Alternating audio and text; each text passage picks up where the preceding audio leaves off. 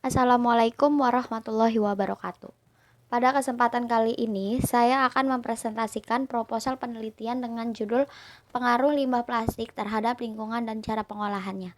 Perkenalkan, nama saya Anissa Maidila, NIM 1906010010145.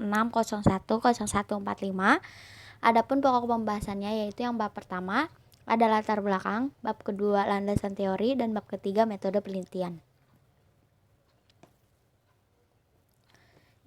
Di bab 1 ini, penelitian ini dilatar belakangi oleh sampah plastik adalah semua barang bekas atau tidak terpakai yang materialnya diproduksi dari bahan kimia tak terbaurkan.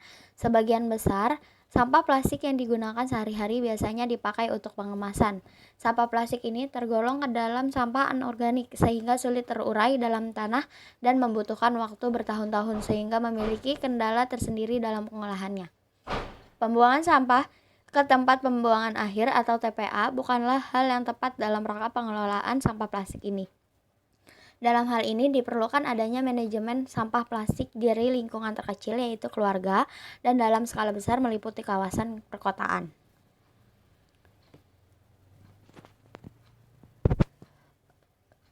Rumusan masalah penelitian ini adalah yang pertama, apakah penyebab banyaknya limbah plastik? Yang kedua, apakah dampak negatif dari limbah plastik? Dan yang ketiga, bagaimana cara mengatasi limbah plastik?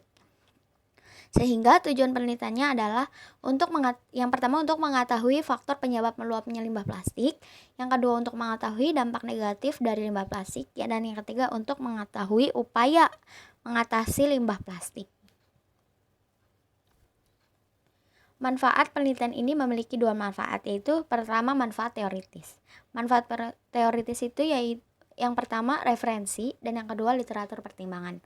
Untuk manfaat praktis, yang pertama itu bagi masyarakat, yaitu sebagai bahan informasi untuk mengurangi limbah plastik di lingkungan dan menciptakan lingkungan yang bersih. Dan yang kedua bagi peneliti sebagai bahan referensi kajian khususnya dalam topik mengenai pengaruh yang disebabkan limbah plastik dan pengelolaannya. Landasan teori yang digunakan menurut Azur tahun 1990, yang dimaksud dengan sampah adalah sebagian dari sesuatu yang tidak dipakai, tidak disenangi, atau sesuatu yang harus dibuang yang umumnya berasal dari kegiatan yang dilakukan manusia, termasuk industri. Sejarah plastik berawal dari Alexander Parkes yang pertama kali memperkenalkan plastik pada sebuah eksibisi internasional di London, Inggris pada tahun 1862. Temuannya ini mempunyai karakteristik mirip karet, namun dengan harga yang lebih murah.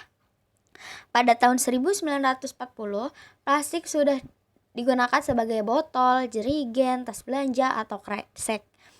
Sehingga pada zaman sekarang, ini plastik sudah menjadi kebutuhan hidup masyarakat. Sampah plastik sekarang menjadi salah satu permasalahan lingkungan yang dihadapi oleh masyarakat Indonesia maupun dunia. Sebagian orang beranggapan bahwa mengatasi permasalahan mengenai sampah ini hanyalah hal yang mudah. Faktanya, sampah menyebabkan permasalahan dalam skala besar. Banyaknya sampah plastik disebabkan oleh beberapa faktor, seperti yang pertama kebiasaan masyarakat yang selalu menggunakan plastik. Yang kedua, rendahnya kesadaran dan pendidikan masyarakat.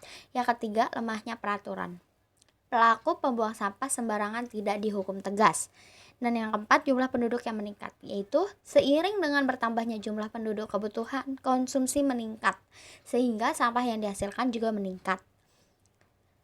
Ada akibat dari produksi sampah masyarakat yang berlebihan sehingga sampah dapat menimbulkan berbagai dampak negatif, yaitu yang pertama, sampah plastik berdampak buruk bagi lingkungan.